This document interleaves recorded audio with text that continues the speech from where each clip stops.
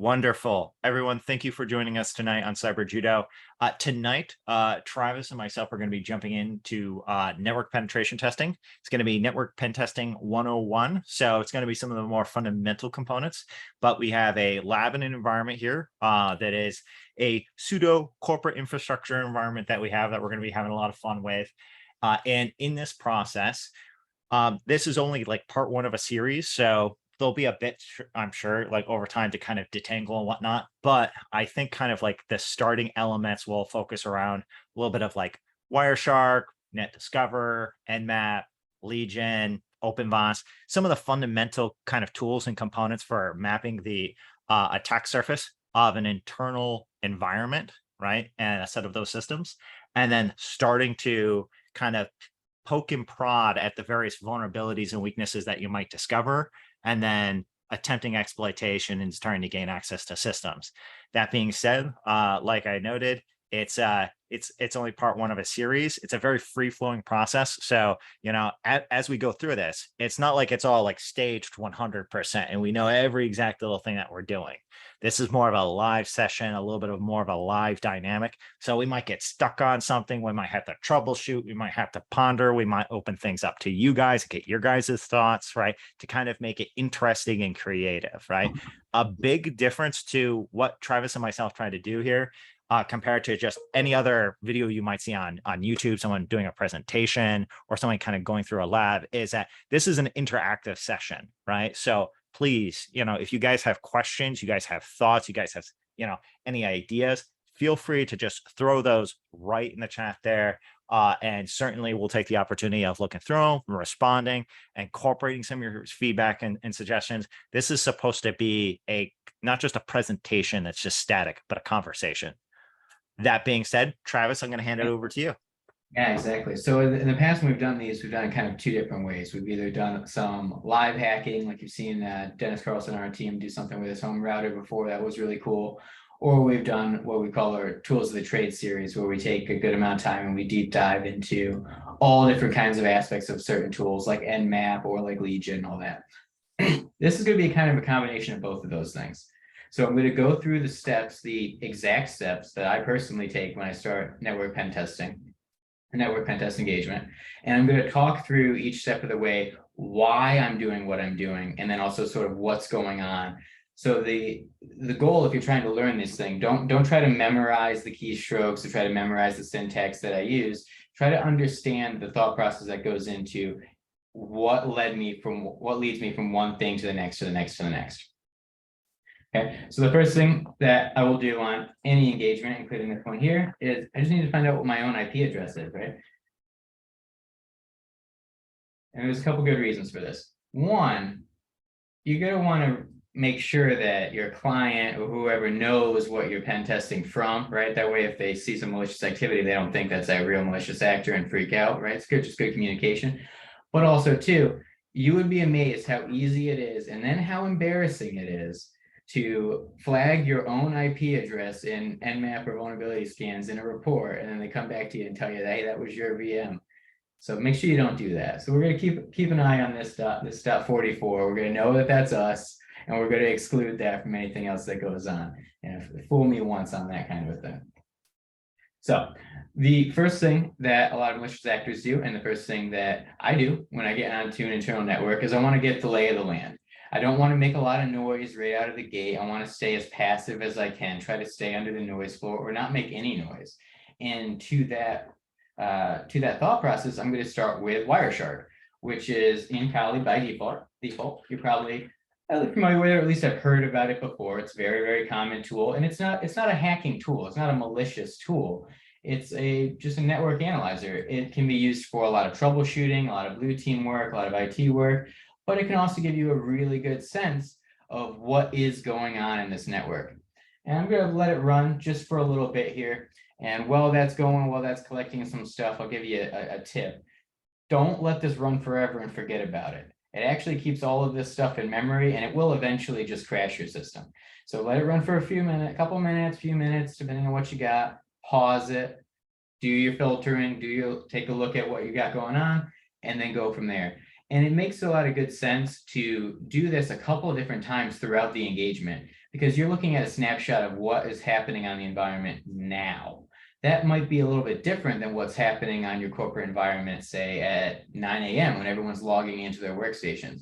So just because you get this snapshot doesn't mean that's everything that could be there.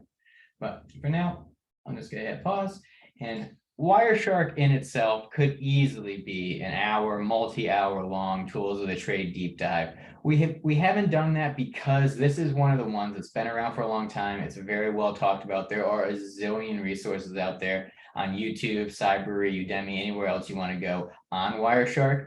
So I'm not going to dive too terribly deep into it. There is some really interesting stuff that we can talk about in the future where you can you can tie Wireshark analysis into like your Cinia and try to do some VLAN hopping. That's a little bit outside of what we're going to talk about today, but it is one of the cool things that you can get to. So up here in this display filter, this is where I can filter by the type of traffic that I want to look for. And in the beginning, I want to just get an idea of what kind of environment they have. So one of the first things I like to look for is CDP, which is Cisco Discovery Protocol. This just tells me if there's Cisco devices on the network. It just sort of gives me an initial idea of what kind of network hardware that I'm dealing with. And it's not saying that CDP is a vulnerable protocol or anything like that. It's just gathering information. Sometimes you will be able to click into some packets that are CDP and see the exact version and firmware of the switches, especially old Catalyst switches. Right away, that can give you some early wins on some outdated infrastructure. But in this case, it looks like there isn't any Cisco stuff on this particular subnet. That's fine. But some other stuff that I want to take a look at. One of the things I'll look for is ARP. There's certainly going to be ARP. And one of the things that I just want to take a high level glance at, and this is just scratching the surface of the analysis that you can do here, is am I getting it all from the same subnet traffic? So everything here is coming from going to 10.0.11. That's good. That's what you want to see. That's saying that the traffic is on the subnet that I'm on, right? If I was seeing it from all over the place, it might be indicative that I was on a trunking port and there could be some tomfoolery we could do there. In this case, it's all local. That all looks okay. Something else to take a look at is IPv6, just to see if it's what's called a dual stack environment, meaning IPv4 and IPv6 going on at the same time. Now, IPv6 is one of those things where just because it's there doesn't mean it's a problem, but it could be. There can be some issues depending on how things are set up with IPv6 and depending on what kind of first hop security controls there are in place. Again, this is just an idea of getting an understanding, getting an idea of what's there. And then we look for some of the really juicy stuff like NetBIOS. NetBIOS, how about link local multicast name resolution, LLMNR? Doesn't look like there is any right now, or at least none that we caught right here. So those two are really old, really insecure protocols that are very susceptible to poisoning. Now, just because you did Wireshark for a little bit, a couple minutes, a few minutes, 15 minutes, and you didn't see any of that traffic, doesn't necessarily mean it's not there. I've actually been on several engagements where I've done Wireshark every day, a couple times a day, and I didn't see any NetBIOS stuff until like the last day or the last couple of days. And what you risk with Wireshark is, right, like I said in the beginning, you can't just leave it on and let it go forever trying to collect that to see if that's an attack vector. So we have another option. And the same tool that you probably are familiar with that can, close Wireshark here for a second, that can poison that network traffic, it can also analyze it. It can also just take a look at what's going back and forth and collect it for you. The difference is when we use responders, what we're going to use here, when we're using responder to do it, it's not looking at everything like Wireshark is, but it's also not storing it in memory. So you can leave that up indefinitely. It's just going to write it to the logs. So what I'm going to do here is, I actually can't remember if I have to be root or not for that. I'm just going to make it root. So I'm going to do responder -A for analyze mode, interface, and then you just put it in your interface just like you would on Wireshark and let that go. So this is in analyze mode. So what responder does normally is sits in the middle of the traffic and poisons the NetBIOS and link local multicast name resolution and some other protocols that are going back and forth along the network. This in analyze mode will not poison anything. It even tells you right here, nothing will be poisoned. So that's really cool. So this is just running. This is just doing a very similar thing to what Wireshark is doing. It's just going to look for a few different things. Right now we can see multicast DNS. That's not particularly interesting to me. There are some things that you can do to it, but it's not a particularly reliable nor particularly safe attack vector to poison that. But point being is I can let this go overnight, all day, multiple days, and just see if any of that vulnerable traffic does come through one way or the other. So I will let this just get set over here on the side. And now what I'm going to do next is, in a similar sense to how Wireshark is looking at traffic that's going back and forth. The name of it, that was Responder. It's in Kali by default. It's actually part of Impacket. But in any installation of Kali will have it as default. There is also a version on Windows which works fairly well. So just as Wireshark is looking at the network traffic that's going back and forth and analyzing what's going on with the packet, we can do a tool called Net Discover, which if we do run that in passive mode, which is how I'll always start it out, it's going to do something similar. So I'm going to do Net Discover -P for passive, R is network range, and I'm going to put in the range of the subnet that I'm on. So, oh, now I got to reroute. Hang on. Okay. So what's happening here is just like how Wireshark was, it's basically sitting on the network and waiting for ARP traffic to go back and forth. ARP, as I'm sure most people here are familiar with, is translating MAC addresses into IP addresses. That's the function of the protocol. Well, the MAC address is something that is generally tied to a manufacturer. You can look at a MAC address and you can look it up and you can get a sense of what the manufacturer is. It's not going to give you the exact version, exactly what it is. It's going to give you kind of information that you see here. So totally passively, I'm not making any noise. No one's going to detect me. Even if they had security systems on the network, I haven't done anything yet. All I've done is looked around. Right. And I can see here that there are a bunch of things from Wise, so probably IoT things. There's at least a couple Apple devices and Ubiquitys for the networking equipment. So we didn't see any Cisco stuff. We were dealing with Ubiquity. So this is a lot of good information that we've got here, and we can keep this running. It'll just keep on going. Alternatively, also with Net Discover, if you run it without the passive flag, this is an active version of it, but it's going to do an ARP scan. So it's going to reach out and do and reach out to everything on the subnet sequentially. Not very subtle, but it's not a robust port scan. It's not doing a lot of full TCP connections. It's not doing tons of ports. It's just reaching out for a MAC address. So it's still pretty darn subtle. And you can get a lot of information on this as well. Look at this. There's a Nintendo on the network. That's pretty neat. I don't think I've ever seen a corporate network with a Nintendo on it, but not yet. It could be. Shit. You've never worked in a real corporate environment where people don't do their jobs. I'm just kidding. I guess not. I never did. I walk through a skiff and find a Nintendo. But so this I purposely put this lab equipment to my IoT VLAN. Just this way, there's other interesting stuff that we'll be able to break into later on, especially those Wise cameras. Oh, those are so interesting. Yeah, exactly. So we have this degree of information, and this is pretty good. And we can kind of get a sense of what is on here. Now, when I'm looking at this, especially on a real-world network pen test, I'm looking for anything that is by MAC address, by manufacturer, overtly a security product, right? If I see something on here that says Rapid7, and I've seen that before, now I know something to exclude from all my scanning. Right, and that can be a really good way to just off the onset, before you do anything that's really active, get a sense of where are the sensors going to be. And it's not 100%. You're not going to be 100% on this. This is not a perfect way of going about it, but that has had success for me in the past. Just taking a look. If you don't know what PF sense is, take the time, do a little bit of research, Google that, figure it out, know what you're looking at. And then progress forward. So we will do that. We will progress forward.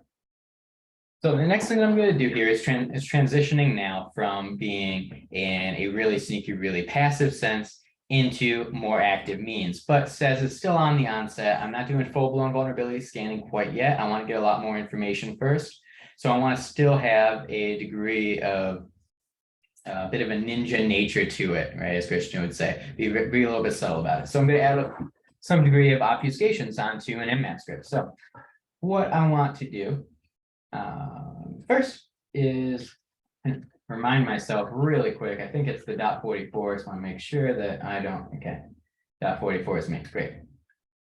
So I'm going to do nmap, do SV for versioning, add 1 degree of verbosity. Now I'm going to add in a little bit of obfuscation, just so I don't get caught in the first 45 minutes of the pen test by the blue team and then kind of look like a nerd. So we're going to do data length 5. So what that'll do is on the end of every one of these packets that gets submitted, it's going to append 5 random bits of data. So every packet that gets sent looks different. And then I'm going to do -F to fragment the packets. So instead of doing a singular, sin, ack all through that process, it's going to send them out in chunks. Now, when you do these together, each chunk gets those 5 bits of data randomly appended onto it. So it all looks a little bit different. Then I will also add this really neat one. Minimize host. So this way, instead of it going 10.0.11.1, 10.0.11.2.3.4, this way it's going to bounce all the way around the target scope that I go. It might do the .17, the .45, the .100. It just makes it look a little bit less overtly port scan like. Now, and the last thing that I'm going to want to do here is adjust the timing way down. So if it's on the first one that I'm going through, you don't need to go super crazy. If you're on the subnet, the VLAN that you're on, your highest probability of getting detected doing these port scanning is when you're going into other subnets, right? When you have to go through a gateway. When you're on your local subnet, which is what I would always recommend starting with, no matter how exciting or unexciting it is that the client put you on there, start with where you are. It's a lot easier and quicker. Typically, I will go with a T2, which is the timing. So the I think the T5 is insane, and T0 is like unbelievably crazy slow. Like you don't have enough time in your job to do it like that. T2 is a fairly good balance. It's pretty slow enough to usually stay under the noise floor with these other pieces of data here, or these other pieces of obfuscation. Then I'll put in my target range, 10.0 to 11. Now, a common pitfall people will do is they'll go like this, and they'll scan the whole /24. You see that a lot. It's not wrong, but it could be better. It could be better really easily by going like this. By not scanning the .1, by not scanning the gateway, you have a lesser probability of getting caught. You're also probably not going to find your big vulnerabilities on the gateway. I never have, never once. It's never worked out. Going like this is a really, really good and easy way to avoid that detection. Now, alternatively, what you could do if you really wanted to keep yourself, the box that you're scanning from out of it doing this way, is you could do a targets file, and you could say 2 to 43, and then you could do the next line of that, say 45 to 254. You can do that. That's fine. I'm just going to exclude the .44 after we get out of this, but that's an option. And then because I like to take this data, because I know there's a lot of stuff in this particular subnet, I don't want to scroll through that in the command prompt and scroll and watch my eyes bleed as I try to make sense of Nmap's particular spacing and size 10 font. What I'm going to do is I'm going to export this into an XML document, and I'm going to port that into Legion to give me a nice little GUI to sort through that data. So I'm going to do it in results.txt or I'm sorry, .xml. You can name it whatever you want. Now, even if I take out this T2, this is going to take quite a bit to run. So in the interest of doing this live, I've already run that. I've got that data. So now I'm just going to pull it into Legion for you guys. But this is exactly how I would run it. And if I use the fragment command, you do have to run it as sudo. And there it goes. So what I'm going to do instead is I'm going to pull up Legion, which also has to be run. Here we are. Now, if you had missed it a couple weeks ago, just before Christmas, we had done a whole deep dive into Legion, what it is, how you can modify the configurations, do some really cool different types of scans in it. That's really not what I'm going to get into right now. For this time, we're going to really talk about those nitty-gritty details when we talk about OpenVoice here in a little while. But for now, we do have that info on CyberJudo, so Christian can drop that into the chat if anyone did miss that one. But what I'm going to do now is I'm just going to import that Nmap scan that I already done, which I have saved. Which is right there. Yeah, that one. Okay, cool. So this is a way better way to look at it, in my opinion, than in the command line. It's a lot easier to sort through. We can look through it by the individual hosts, or we can look through it by the individual protocols. You can see like everything that's got port 80 open, really nifty. Now, first thing that you should do, if you do it like this, the way I did it, you don't exclude yourself up the onset. Find your own IP address and kill it. Delete it out of your results. You'll thank yourself later. Now, there is certainly a whole bunch of stuff in here. And like Christian said, it's on his IoT VLAN. We got everything we got printers on here. There's something's got MySQL going on. There's a lot of different stuff. Now, for the again, for the interest of doing this live, getting a lot of good insight into you guys rapidly, and because this is just the part one of this series, we've got a lot more time in the future to go through a lot more of these. I'm going to focus really on one endpoint right here, which is this .137. So this came up as a lot of really interesting stuff. Almost certainly a domain controller. You don't see port 88 open too often. Otherwise, it's indicative. But what we can see here is that particular Nmap scan version this as a Microsoft Windows Server 2008 R2 to 2012, which is old, which is really old. But one thing that's really interesting is that's also wrong. So I'm going to show you another option with Nmap here. And Nmap, which got it wrong the first time, will end up getting it right the second time because we're going to look at that information in a different way. So if I open another prompt up here,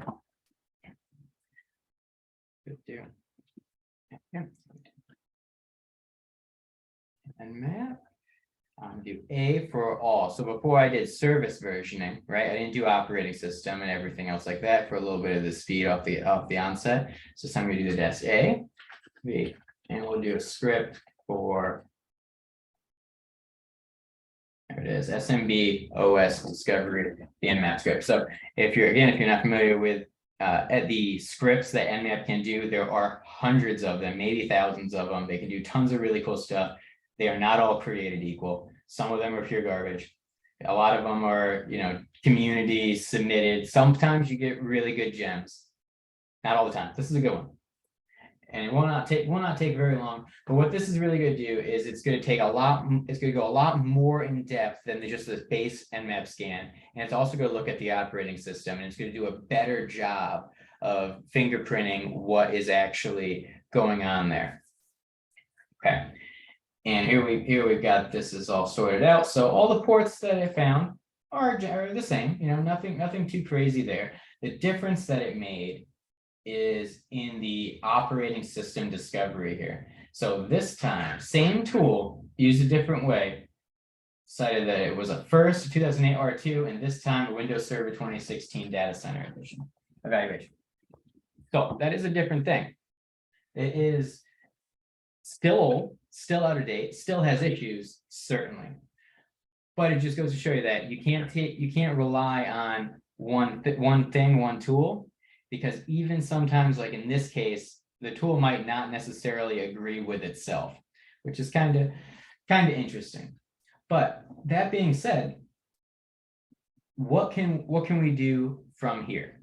Well, I don't want to this early go through and try to launch any exploit I can think about. What led me to rerun the Nmap scan for this host?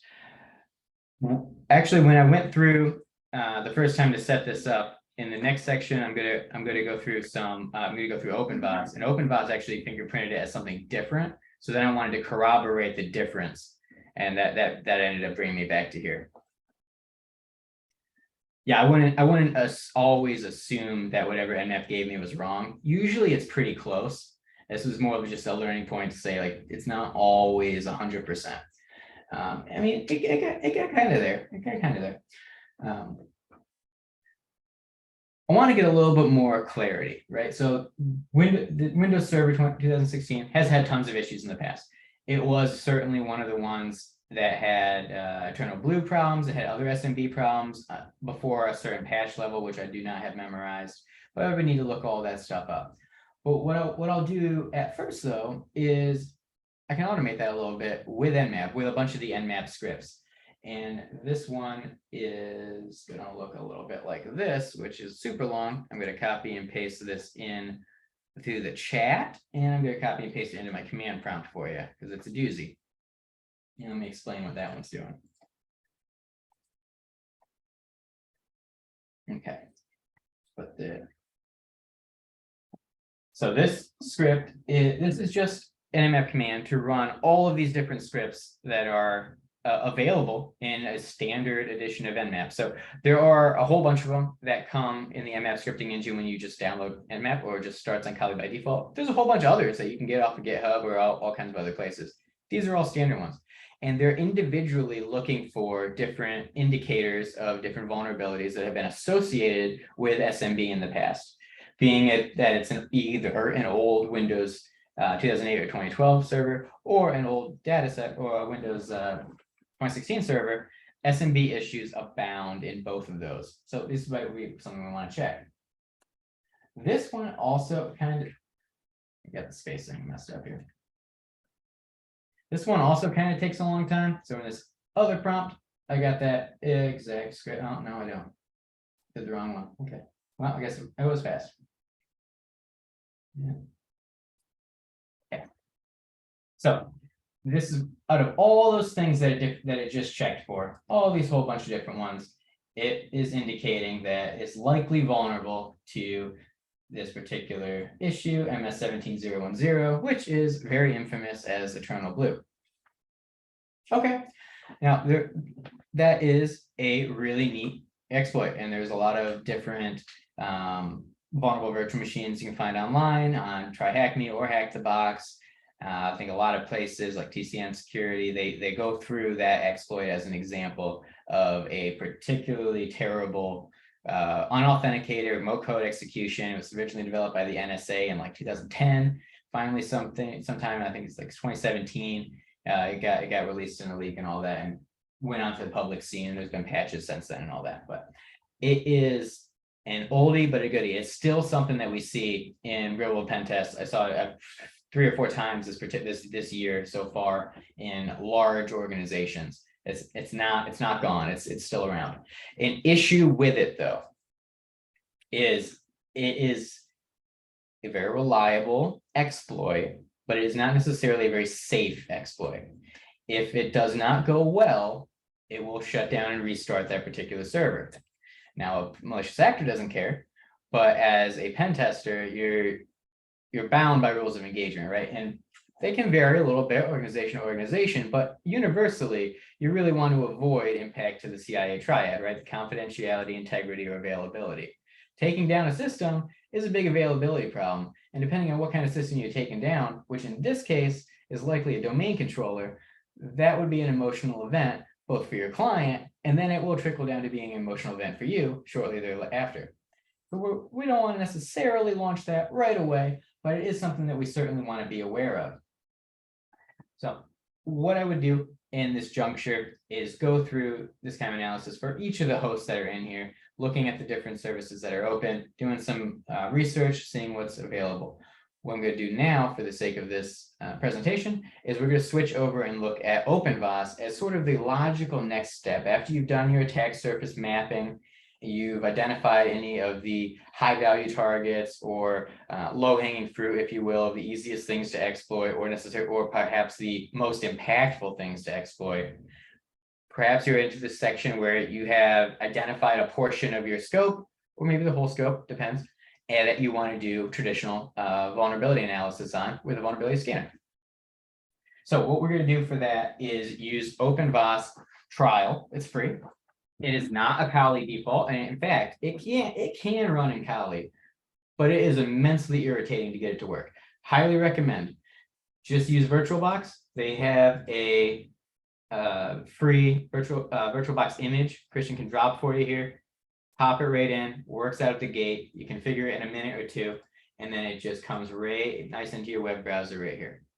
Actually, this is a perfect example of an exception that was just kind of previously noted by Honey Badger here, right? Which is, hey, when do I pull something from, GitHub? When should I use Aptitude to pull something, or some other method? OpenVoice, you can install it through Kali and whatnot, and you can run it through Kali, but it can be really kind of rough around the edges, right? And the challenges that I usually see with if there is something you install via Aptitude with Kali, it's usually something that's like it's super ancient, right? And because it's super ancient, that's the particular problem there. So what Travis is suggesting here, directly using the OVA virtual machine, kind of makes things a little bit more convenient and easier. That being noted, Travis, I am right now debugging an interesting issue with my Zoom client where when I get a direct chat, it doesn't allow me to unselect the direct chat function and chat with everybody. So I cannot post that to the everyone chat for right now until I figure this out. So quirky bug with Zoom here. Yeah, I got a bookmark. Cool beans. Thank you. There it is. Free download for either VMware or VirtualBox, whatever you want. Works great. Very easy. One thing to keep in mind, if you do it this way and you put it in a virtual machine, that's going to have a different IP address than the Kali box you were working on before. So you see up here now, and it'll give you this when you configure it and you launch it up in VirtualBox. It'll end up telling you like where to go in your web browser and all that. Make sure now you are accounting for both that .44, which was our Kali box, and this .184, which is this OpenVoice VM, as things you don't want to include in your scope anymore. So if you haven't seen it before, this is OpenVoice. It is a okay vulnerability scanner. It is it's pretty good. It has some stability issues. It can take a long time to scan comparatively to a commercial solution like Nessus. But it is a really good way to learn the fundamentals of vulnerability scanning. It's a great thing to use at your own home, because I'm pretty sure you're not going to buy a multi-$1,000 license just to scan your IoT subnet, probably. But this is a good option for that, and you can do a lot of really neat stuff with it. You will need to be patient, though. It does have a tendency to, the first 10% of the scan might take 90% of the time, and then it'll maybe update your numbers on your statuses. But overall, I found it to be fairly reliable. No, I do not prefer this to Nessus. So fun factoid for most folks here. So Nessus originally actually had an open source component, right? And what you see today with OpenVoice, right, was actually the continuation of Nessus open source, right? And when they basically became a bunch of sellouts and then only made it a commercial offering for Nessus, that's when Tenable kind of went that particular route, and why they kind of diverged so much and look so completely differently. That being said, still to what Travis was noting, Tenable is going to have a more full featured solution and offering. And believe it or not, I mean, the costs, at least for like there's Tenable IO, because now everyone has their, hey, let me sell you my SaaS thing, which is kind of annoying, right? I usually recommend the conventional Nessus, right? And the conventional Nessus license, last I remember, it's like $2,500, right? And it's unlimited hosts, right? That's a pretty good offering there. Tenable.io, I mean, everybody to their own, but it gets really, really expensive really, really quickly. If like you're challenged to do, hey, I need you to scan 1,000 systems, right? Well, good luck trying to do that with Tenable.io and keeping your costs reasonable. It's almost an impossibility, right? It's that type of stuff. Yeah, especially for us, because we'll scan tens of thousands of systems every year, and it just wouldn't be practical, it wouldn't be scalable. Now, when you do an OpenVoice scan, you have the option of a few different default scan configurations that they've got. You can do literally the default scan. You can do fast and quick. You can do host discovery and all those things. You can get into a little bit of trouble doing that, because you wouldn't necessarily know that one of the things that the default scan is going to do is brute force the bejesus out of everything that has an admin login. and try it like 100 different times and end up locking it out. And that's not something that we necessarily want to do, especially if we're trying to be a little bit sneaky on it. It also is going to have a zillion checks for things that at this point in your reconnaissance process, you're already going to know is or is not relevant to the entire scan. So it's something that there's a lot of stuff you can check off, make sure it doesn't do any of that. You can also check off, don't try to do any DOS things. Now it says that they're checks, but they aren't always the safest way of going about checking it. So I always make sure to toggle that off. But first thing we're going to do is come over here to the configurations tab. We have to set our targets up first. And this is really quite easy to do. The interface is actually pretty intuitive. There's a little wizard here, and we can name it. We can say test2. And we can either do a file just like you would putting a targets file into Nmap, a simple text file, 1 line per kind of thing, that works fine. Or we can do it manually. We say 10, 0 to 11, 0, that's 24. That's fine. And then we can also exclude hosts in here. So if I wanted to specifically exclude a list of them, like the gateway, this .184, or the Kali host, which is .44, I can either put this in manually with commas, or I can put them into a text file and upload that. That keeps it out of my scope. It also keeps it from being abused by the scanner, especially if you've got a portion of the client scope that is maybe production servers that they're very sensitive about. You may want to strategically avoid doing such overt scans on that particular area. Just depends on the situation that you're in. Sometimes there's, it's no holds bars on it. Sometimes there are specific systems that they want you to touch with, with a light touch. In terms of port lists here. Oh, Ken just made a good note. So when it running vulnerability scanner kind of negate all the stealthy Nmap stuff of earlier. Yes, that's why usually when you're doing an Nmap scan, the only big difference here is that you usually want to run it against a big, massive subnet immediately. What you would usually do is kind of run it targeted against a specific host, right? That's kind of particularly interesting, right? Or a small handful of hosts that are particularly interesting. Start, by the way, with systems that are on your same subnet in VLAN. The reason being is that the moment you start to go into another subnet or VLAN, that traffic has to be inter-VLAN routed through a firewall. And that firewall may have an intrusion detection system or intrusion prevention system in place that's going to pick up all those MVT signatures, right? Network vulnerability testing signatures, right? And set off some bells and whistles. So always start local first, as close as possible to your own system, right? Hit a couple of pinpoint systems. And then the way we kind of handle things in our pen testing engagements is we'll usually start to dial up the noise to see at what point somebody starts to hear the rock music play, right? So if we're like starting to rip apart systems and gain access to systems and nothing's happening, what we'll do is we'll start running more aggressive vulnerability scans too, to see if they like pick up on it. And sometimes you won't believe it, but you could be really, really aggressively doing vulnerability scanning across many, many different subnets and VLANs. And you could have an entire corporation not even realize it. Travis, you want to add more to that? Yeah, and it's why we started with the Nmap, right? When I'm doing a vulnerability scan, that's at the end of the engagement, right? I'm going to do as much as I possibly can being sneaky first. And there's been times we had one a couple weeks ago where we got to domain admin access, never did a vulnerability scan that engagement, never needed to. There was no point. It was not necessary. We were able to stay under the radar with those other means that I showed already and got to where we needed to do it before we got to this point.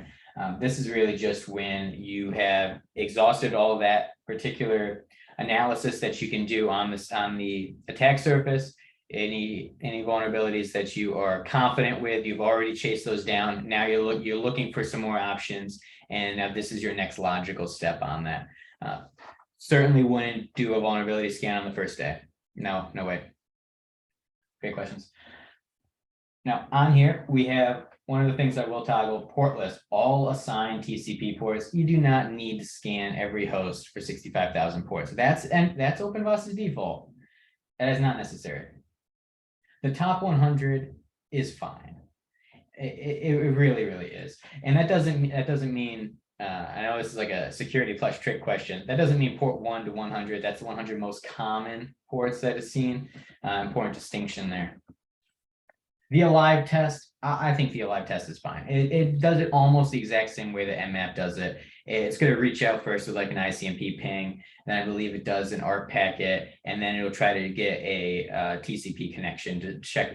When one of those things comes back as a positive, it marks it as a live and keeps going. The default, I think, is fine. You can make it consider things alive if you are having a lot of trouble with ICMP being blocked, or it's just being a pain in the ass to get data back. Considering things alive is okay.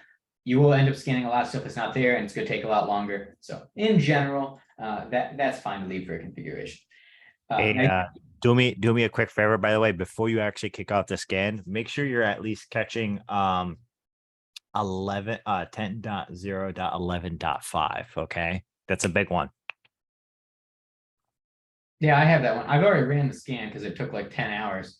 So I'm just going to show the config and then we bump over. Oh, okay, cool. That's in it. Awesome.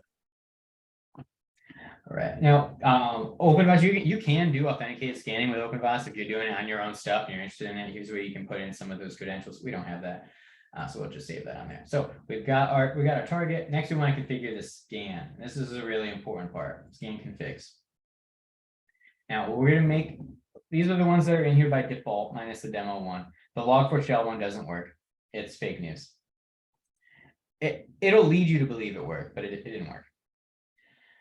What we're going to do is go to new scan config right here, and we can name it. We'll call it test 2 again. And then we pick where we want to start with. So we'll start with the full and fast scan. That'll be fine here, and we'll save it. And now we come here and we're going to want to edit it. So look at all the stuff. So these are network vulnerability tests, I think is what NVT means to them. Yeah. 115,000 is a bit much. There's some stuff we could turn off there, I assure you. So we go into edit, which is right next to the sheep. The sheep means clone, by the way. I don't think it tells you that anywhere, but it just duplicates the scan. That's what it means. It doesn't mean sleep. It doesn't stop the scan. Yeah, you're not counting sheep to sleep. That's not what it means. Obviously, you were a child of the 70s, okay? And learn what it meant to be a sheep. I was not. So in here, you can see this, all these different families of things that it's going to try to check. And we can check off things that we don't want it to do. Like, we didn't see any indication that there was no Cisco, right? So we can check off these 650 NVTs looking for Cisco stuff. We didn't see any Cisco. You know, we checked for that specifically, right? Maybe we don't want to do any brute forcing attacks. We didn't see any Zen server. We don't need to check for that. You know, all these kind of things. You can determine what makes appropriate sense for your own scope and your situation. Default accounts. This is the one that I was talking about, where it'll see something, it'll try to do like 90 things that it knows could be an FTP account, and end up making a ton of noise and really tripping some stuff up. I don't want this to do any brute forcing or password spraying for me. It's probably not going to get it right anywho. So let's just check that off. Gain a shell remotely. I don't want this to auto exploit anything. I don't know if what I believe to be safe exploits and what this tool believes to be safe may not be the same thing. So in any sense that anytime you get the sense that it might be doing something before you passed vulnerability analysis, that's not something that I'm comfortable with having it do in an automated way. So I would check that off as well. All these other things, if you don't know what it is, you can do a quick Google of it. You could leave it. You could, focus it only to what we did see, right? We saw Y stuff. We saw Linux-based stuff. We saw some Apple stuff and some Windows stuff, right? We didn't see any Palo Altos. So you kind of get the idea here. We don't need to go through all of this, but it'll really help you not only dramatically cut down the time it takes to run these scans, but it'll also make the scans safer inherently, both for your organization and the client organization that you're testing. When you are ready with it, you just hit save, come up to scans, and then there's a nice little wizard here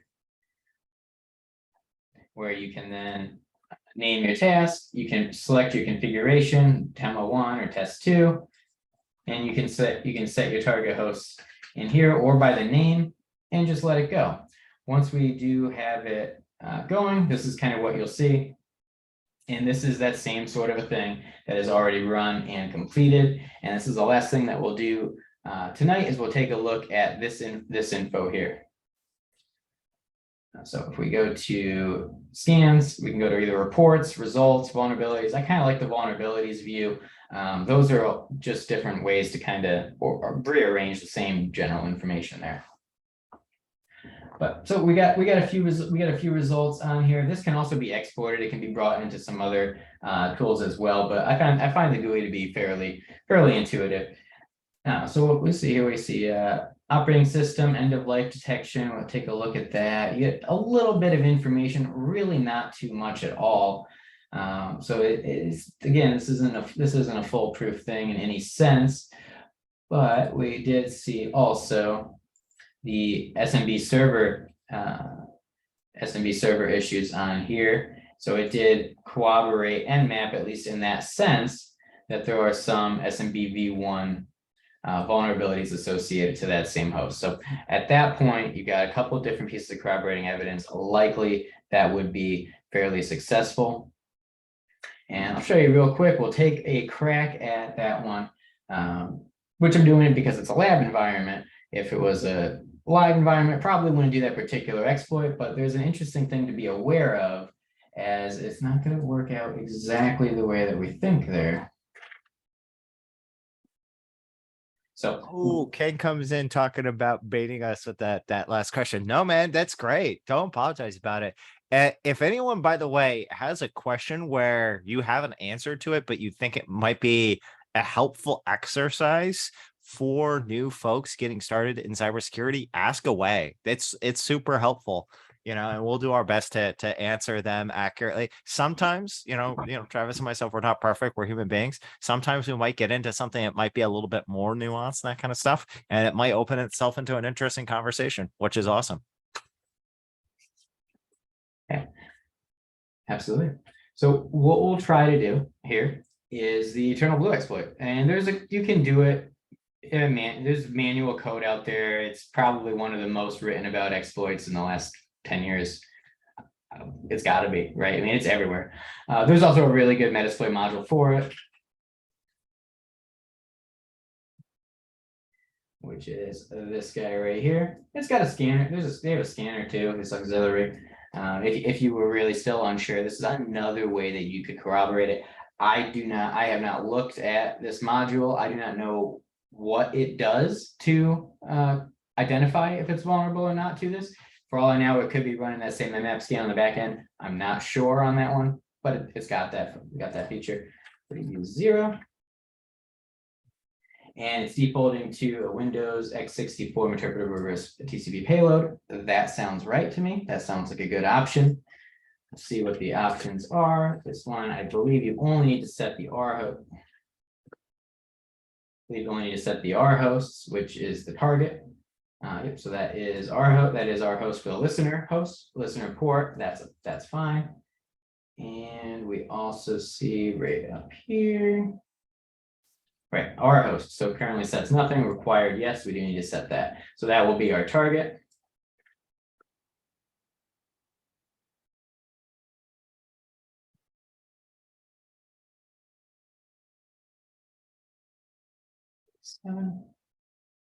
Okay. Let's make sure that took. And it did. I generally set verbose to true every time. I just find it a little bit more useful, especially when things do not work. It gives you a little bit more info. So let's see how it goes.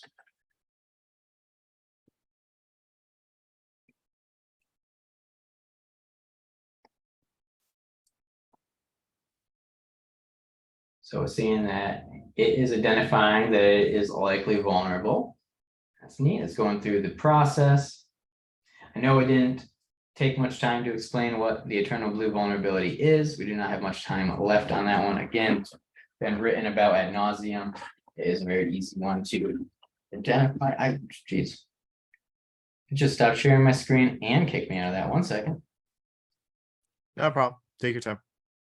By the way, so when you scanned 10.0.11.5 earlier, did that come back with anything interesting that was open on it or anything?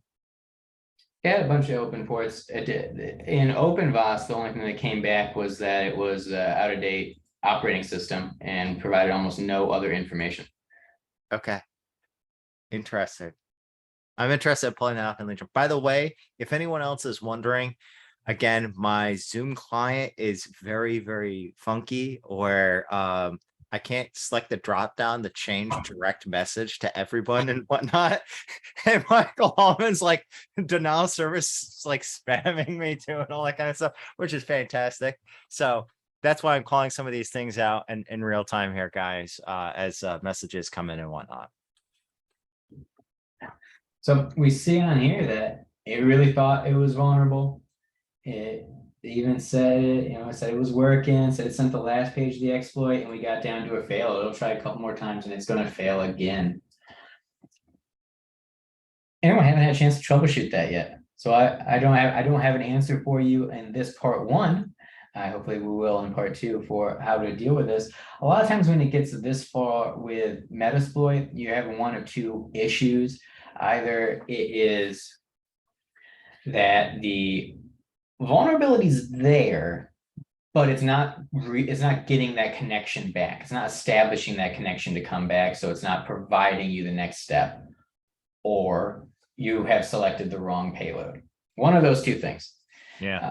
Most of the time, not all the time, but in this case, we've got now 3 separate data sources, right? We got the Nmap, we've got the OpenVoice, and we've got the Metasploit module here, which is making a lot of progress on this, just really not getting to the end, leading us to a pretty high detection rating that it is vulnerable to Eternal Blue. The next step will be going through and troubleshooting why we're not getting this exploit to work on, which is maybe the most practical piece of advice we can give on simulating a network pen test, is having to troubleshoot things that really should just work. That happens all the time. Actually, I think, to what the team's kind of been posting in the chat here. So first and foremost, so Jackson noted about how it doesn't leverage Metasploit as much anymore. Leverages it in a lot of conventional CTFs, but not as much in real world pen tests. It really is dependent, I think, on the type of environment. Usually your old school conventional corporate network environments, Metasploit is still, I'd say a pretty good go-to and that kind of stuff, leverage very frequently to kind of get a lot of that low-hanging fruit out of the way. But certainly when it comes to newer corporate environments that are a little bit more locked down, that are focused on host-based security, and then also pen testing engagements that are less network infrastructure focused and more focused to web and API stuff, it really makes Metasploit a lot less relevant in that regard. And then also what Ken and Mike were just noting here. So yeah, a lot of times you're going to encounter one tool that has some type of deficiency or challenge with it. One of the things that's really important as time goes on is you'll start to develop a gut of like, this thing for all intents and purposes should be exploitable. I get all these indicators that something is vulnerable or is weak, right? And never rest your laurels and rest yourself on using one tool or another. Even if there is a fantastic tool that you do encounter at some point or another that seems like it's like a golden tool source of truth, right? Even like Legion for ourselves, right? You should always have the capabilities of being able to do something in a multitude of ways, a multitude of tools, right, at your disposal, right? And then a lot of times, and this will get into more advanced stuff down the line, because obviously we're just doing 101 here, right? But is developing your own. There's a lot of times, our team will encounter a particular vulnerability or weakness. We know we can exploit that thing, but we have to develop a proof of concept for it, right? And that's why, one of the things I try to always set people up for is that if you're going to get serious about especially anything that's web pen testing and beyond, right? Learning at least Python scripting, right? And knowing Python scripting in and out fairly thoroughly is going to be important. Otherwise, you're going to have a fantastically challenging time keeping up and being also to get past the point of identifying web vulnerabilities and actually exploiting those web vulnerabilities yourself. To that, Travis, is there any other big items you wanted to hit on? I know that we were talking about at one point or another, maybe chit-chatting about current events with like LastPass and that interesting Christmas present. Yeah, we can do that. But before that, does anybody have any other questions? You can put it in the chat or just unmute yourself and speak up about anything that we had gone over so far.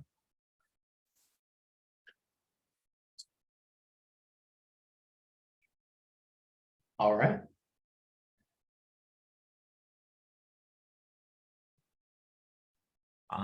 ASIM asks, so learning Python is key in cybersecurity. I would say, like cybersecurity is a really wide domain. You know, we talk a lot about pen testing because that's a domain that we're most comfortable with, that we work in on a daily basis. I come from a background that's a little bit greater than pen testing and doing like threat intelligence and forensic analysis and setting up blue teaming systems, but that's a little bit farther back than what I currently do today. So speaking in the degree of just cybersecurity as a whole domain, no, somebody doesn't need to have Python experience or knowledge, right? Because you can have, you know, cybersecurity folks that are, you know, in positions of architecture, or, you know, in positions of management. You can have them in positions of, you know, sales, engineering, that kind of stuff, right? Which is still very helpful and important, and you need those types of people. Those people don't need Python as a skill. I think even the most basic conventional network pen tests don't require Python as a skill. But certainly you're going to find yourself resting very frequently on a small tool set, right? And being reliant on that tool set. And if you don't know Python very well, even as a conventional fundamental network pen tester, when you encounter a problem or a challenge, you're going to be up against that blocker for a lot longer, trying to troubleshoot it and trying to figure it out if you don't know Python. Python, I would say, is not the only language that you'll need to be generally familiar with as you go throughout pen testing, more specifically beyond the network stuff into web, but is the most common, and it is a fundamental, right? I would say basically somebody has to have intermediate knowledge in Python. They have to have a fundamental and basic understanding of PowerShell. They have to have an advanced knowledge of Bash scripting against any Linux, Unix systems. And I would say, certainly as you get into web stuff, having a thorough or getting at least a fairly fundamental understanding of JavaScript, right? And anything that's JavaScript like TypeScript and whatnot is going to be helpful. Down the line, once someone starts to get into web app pen test, or I'm sorry, mobile app pen testing, that's where you still need to have, you'll have to increase that knowledge, you know, with your Apple iOS applications. Those are IPA binaries. When you go to reverse engineer them and study them and look at them, right? Those are all created initially in a language called Swift, which is kind of C-like from Apple, although I've never worked with Swift personally myself, so I can't really say a whole lot to it. And then you have usually in Android, the world, you'll have what are called APKs. Those are your binaries or your applications that you'll reverse engineer for one of those engagements. And when you go to do that, that is usually in some Java-like language like Kotlin, right? And you've got to be familiar with that, because if you even want to do dynamic mobile app pen testing, you have to take the application first, reverse engineer it, modify some components of it, recompile it, then point to your Burp Suite proxy, right? So that now you can kind of leverage it and manipulate it like any web application. So that's why mobile app stuff is even above web app stuff and is quite a pain in the ass. I would also say probably being familiar with data structures is really, really important. Somebody understanding XML and JSON is really, really important when it comes to web app pen testing. Michael Hallman, what am I missing here, my man? No, you pretty much nailed it. Right now, at our work, we're running into a ton of web apps with handlebars, just because cross-site scripting is making a comeback. So like I said in there, if you're using the double handlebars, it's basically, well, it's extremely hard to even get a cross-site scripting in there because it HTML encodes it. However, web devs do make mistakes, and if there's like a third curly bracket on each side, then XSS is a vulnerability at that point. So it's big right now in web app. JSON is ginormous, like you just said, huge. Yeah. Russ is making a sweet comeback. Hey, hell yeah, Russ, man. That's the big one right now. That's like the Chad programming language out right now. That's taking over all the Golang folks. So stupendous. So it sounds like we've answered all the big questions here. Let me just double check. Should I skip JavaScript? I know I think JavaScript's really important, Nicole. It'll be more just most fundamentally important once you're working on the web app stuff. You won't be leveraging JavaScript for any network pen testing engagements, not realistically at least. And then yeah, that's all the big stuff. Okay, so I know a little bit before we jumped in, we were talking about LastPass there with Michael Hallman and Travis, and maybe we can unpack just a couple minutes of that, maybe 5 minutes of that, right? Because that might be something that's sitting on your guys' mind, because that was a fantastic holiday present to get, right? Certainly not as bad as Log4Shell, but still quite a bit of a bummer. And so, one of the things that I've gotten a lot of questions about over the past couple of weeks is like, okay, my company uses LastPass. What can I reasonably do about that now? Right? Like, you got to be pragmatic and not panic. And so I think what we could do is maybe take just a brief moment to kind of break down the situation with LastPass. I'm not going to talk as much about the history of them. I'm going to mostly focus on the technical aspects and the practical, like, attack vector stuff. But for anyone who is not particularly familiar, so LastPass just recently disclosed, it was just like right before Christmas. I want to say it was like December 22nd or 23rd or something like that. Oh wait, a previous data breach, a previous security incident that they had wasn't actually as contained as they initially thought it was, and that apparently, I think it was a developer or something like that, or a development environment got compromised.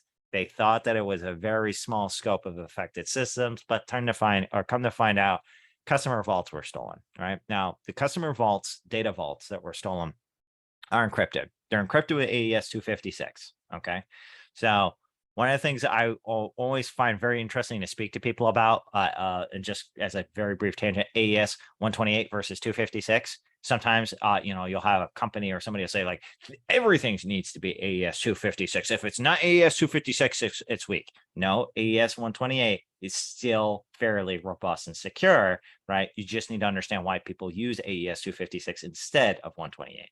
The biggest difference being is that the organizations across the globe that care the most about leveraging AES 256 are the ones that are not thinking about the next 3 to 5 years. They're thinking about the next 10, 20, and 30 years out, right? With the storage of their data, encrypting it, right? And making sure it's secure. And one of the things that we know is kind of on the precipice in the horizon is quantum computers. Reasonably, quantum computers that can be obtained by and created by state actors, right, will be able to break AES 128. But state actors with quantum computers, even really trying to break AES 256, is still a massive pain in the ass and very much a big time suck. It's not quantum proof necessarily, but it's exceedingly more challenging than 128, right? And so certainly there's no problem in enabling AES 256 on most systems. The computational workload and difference on modern computers is negligible, but a lot of things leverage AES 128 by default. Like, a lot of people's setup on like a BitLocker on their computer and whatnot will use AES 128 by default, that kind of stuff. Not the biggest deal in the world. If your laptop got stolen, encrypted with AES 128, you're pretty good. So AES 256, that's what the customer vault data is encrypted with. Now, if you have a shitty key, right, or a passphrase, doesn't matter how good it is, right, that encryption algorithm, right, if somebody can guess it, they're going to be able to decrypt it, right? If it's password 123 or encrypt 123, right, somebody guesses it, right, and as trying to decrypt it, once they see that there's legible data, they know that that was your encryption key, right? So, again, malicious actor is going to continuously try to guess those, leveraging tools like Hashcat and that kind of stuff, right? Now, every customer, their vault data is independently encrypted with their own master password. Now, the malicious actor can't just guess the direct mastered password of like password 123 exclamation point against trying to decrypt that AES 256 volume, right? That's not how that works. The master password was first hashed, right? So obviously, while LastPass in a lot of ways does some pretty gross and goofy stuff, they still don't just store passwords in an encrypted format. You don't want to encrypt passwords. That's really bad, right? You don't want passwords to be reversible. You want to hash them, which is a one-way function, not a two-way function, right? And when you hash the password, you should also salt it. You should also pepper it. You should also iterate it. I'm not going to get into salting pepper and iterating it right now, but it makes it substantially even more complex than just a regular hashing algorithm. There are certain hashing algorithms, by the way. Sometimes someone will say, how you hashing your passwords in your database? You doing that with SHA-512 or SHA-256 or whatever? You don't want to use those hashing algorithms. They're not meant for that, right? Especially because you could develop ASICs for that, right? An ASIC is a application-specific computer that can run a particular hashing algorithm very, very efficiently, like Bitcoin miners, Ethereum miners, that kind of stuff. SHA and all of the derivatives of it, right, are very, very, they're great algorithms for ASICs. What you want to do is you want to do something that's particularly workload intensive and challenging. In the past, people used bcrypt. Most people now are moving over to, and this is what Hashcat this is what LastPass uses. It's PBKDF2, big mouth word, password-based key derivative function 2, version 2, right? It has, by the way, the hashing function and the iterative function built into it, basically. I'm sorry, and the salting function built into it. But that being noted, so if a malicious actor wanted to decrypt a customer's vault, they need to first figure out the master password.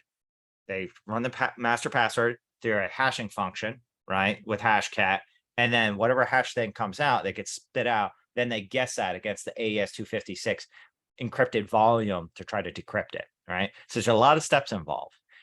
So what I have told most of my customers who have leveraged LastPass, which is not a lot of them, but a small handful of them, is what you can do is you can go into your LastPass enterprise environment. You can run a report, all right, of what passwords are weak for your users. It'll specifically tell you how weak they are, right? Anyone who has a password score, in my opinion, that is less than 50%, right? Those people, I tell them to change their passwords. Maybe an enterprise might be a bit large and that they find that a lot of their users have a password score that is less than 50%. Maybe they want to choose 25% then, right? It's how much time and effort do we want our staff to go through and changing all those passwords or we're in that specific vault or another, right? Versus what's the potential risk outcome in the future. How LastPass rates your password strength is kind of a little bit frustrating in my opinion, because it's a bit arbitrary. They consider someone's security score better if you're storing more passwords in LastPass. So there are certain arbitrary ways in which they think or make you perceive that you're stronger with you just leveraging their product more, which is, in my opinion, not a very good approach, right? And is not very clear to people. Generally speaking, I've also told people, ask your users, hey, have you used this master password anywhere else before? If you have, let's change everything in the vault. If you used it somewhere else, it's likely going to be leveraged in a password spraying attack or credential stuffing attack, right? Credential stuffing, particularly, credential stuffing being the fact that malicious actors get a bunch of passwords that have been leaked, that have been stolen. They'll aggregate those together in large data sets of billions and billions of passwords that human beings have actually used over time. And then they'll just keep guessing all those. If you have something that you know is guessable, something that's been leaked, or you use it somewhere else that will likely get leaked in the future, then yes, I would change all the contents within that password vault. Otherwise, I would say that most organizations don't have a lot more to fear at this given juncture, assuming LastPass doesn't have some type of security architecture incongruity or some flaw that we're not aware of, or them being dishonest with what they're actually doing. If they're obviously dishonest with the hashing functions that they're leveraging, or they're being, not transparent with how they're encrypting things, right? Or the segregation of data sets, then it's anyone's best guess, right? Based on their previous data breaches, that kind of stuff, it does seem like they've reasonably improved the security architecture of things, right? And it seems like they're, I would say, not initially very transparent, but they've been at least transparent now after the fact of what is there and what's the realistic impact. So I hope that this is insightful for folks. I just want to double check. Is there any big questions here? What do we got here?